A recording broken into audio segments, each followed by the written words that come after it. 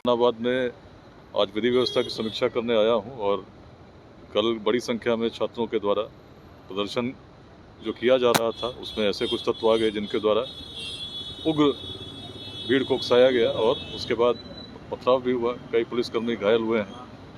Police को उस समय रक्षात्मक फायरिंग भी करनी पड़ी, जैसा कि आप जानते हैं। तो ऐसा नहीं हो, इसमें छात्र संगठनों से भी बात हो रही है। प्रदर्शन करने का अधिकार सभी को है, लेकिन नमस्कार, आपके साथ मैं रोहित कुमार, न्यूज़ 4 नेशन देख रहे हैं आप। छात्र प्रदर्शन के नाम पर जहानाबाद में जिस तरीके से उग्र भीड़ ने डीएम आवास पर हमला किया और उसके बाद जिस तरीके से करीब 40 राउंड के आसपास में फायरिंग की गई, इस पूरे मामले की जांच को लेकर के मगध रेंज के जो आईजी विकास वैभव है वो पहुंचे हैं वहां पर।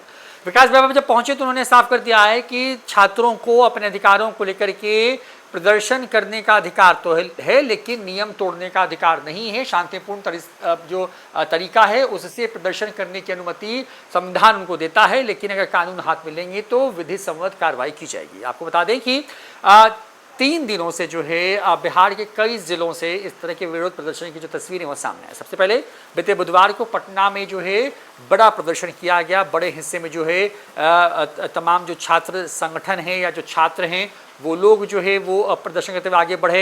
कई जगहों पर नियम तोड़ते नजर आए, कई जगहों पर पुलिस के ऊपर हमले हुए, कहीं पर पुलिस की तरफ से भी लाठीचार्ज हुआ, पत्थरबाजी हुई, तमाम चीज़ें हुई। जिसके बाद पटना पुलिस की तरफ से बड़ी संख्या में तमाम वैसे लोगों की तस्वीरें जारी की गई जिन लोगों को पटना पुलिस ने छात्र ना कहकर के बल्कि उपद्रवी कह के संबोधित किया है। इन तमाम चीज़ों के बाद कटिहार, मुंगेर, नवादा जैसे वो तमाम ज़िले हैं जहाँ पे प्रदर्शन जो हैं वो होते रहे बीते गुरुवार को। लेकिन गुरुवार को शाम के वक्त में जहानाबाद में अचानक से एक भीड़ जो है जो कि छात्र प्रदर्शन के नाम पर इकट्ठा हुई थी, वो अचानक से डीएम आवास के ऊपर उसने चढ़ाई कर दी।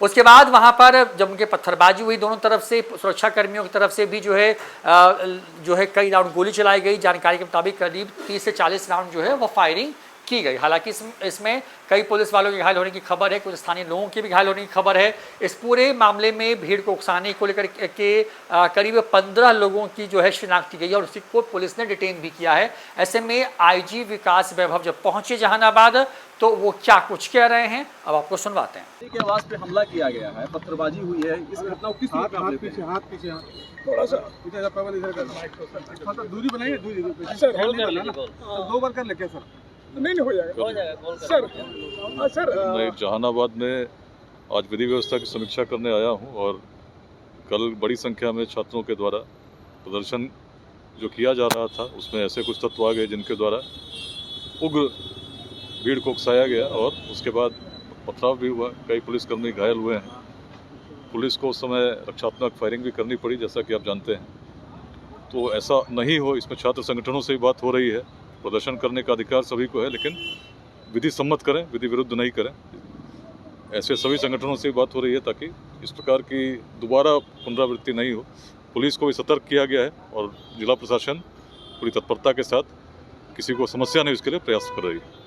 सर कितने पुलिसकर्मी भी घायल हुए हैं, उनकी कोई सूची है? अनेक पुलिसकर्मी घायल हुए हैं, टाउन इंस्पेक्टर भी घायल हैं, एसडीपीओ भी, उनको हल्की चोट आई है और 15 लोग अभी इसमें गिरफ्तार किए गए हैं। उस पर सभी पर कार्रवाई की जा रही है। अनेक अन्य लोग भी डिटेन किए, उनसे पूछताछ की जा रही है और जो भी लोग इसमें सम्मिलित हैं सभी को चिन्हित करके कठोरतम विधि सम्मत कार्रवाई की जाएगी। सर कल बिहार बंद का भी ऐलान किया गया, इसीलिए जो प्रिकॉशनरी मेजर्स हैं सभी को हम लोग ब्रीफ कर रहे हैं कि फोर्सेज हमारी जितनी रोड पर हैं पूरी तत्परता के साथ तो रहें और पूरी प्रोटेक्टिव गियर जो हेलमेट, बॉडी प्रोटेक्टर इत्यादि हैं उनको लेकर पहन कर रखें और किसी भी सूचना पर पुलिस तुरंत जो आवश्यक कार्रवाई है उसको करे। सभी आम जनों से हम लोग अपील करते हैं, विद्यार्थियों से अपील करते हैं कि निश्चित रूप से प्रदर्शन आप कीजिए, लेकिन कानून को अपने हाथ में मत लीजिए। देश की रक्षा, संविधान की रक्षा हम सभी का कर्तव्य है। फिलहाल क्या स्थिति अभी सामान्य है। अभी हम लोग हर छोटी सूचनाओं पर भी नज़र बनाए रखे हुए हैं और उसमें आवश्यक कार्रवाई कर रहे हैं। सर ये DM office, DM residence, SP residence, district जज का आवास यहाँ पे पास में रेलवे ट्रैक है। ऐसे में जीआरपी और आरपीएफ का यहाँ शस्त्र विहीन लगभग जेल ब्रेक के समय से ही इन लोगों के पास कोई शस्त्र नहीं है, डंडे और से वो पुलिस की गोली है। इससे क्या प्रभाव पड़ रहा है? सभी विषयों की हम लोग समीक्षा कर रहे हैं और जो आवश्यक कार्रवाई है समन्वय के लिए की जाएगी।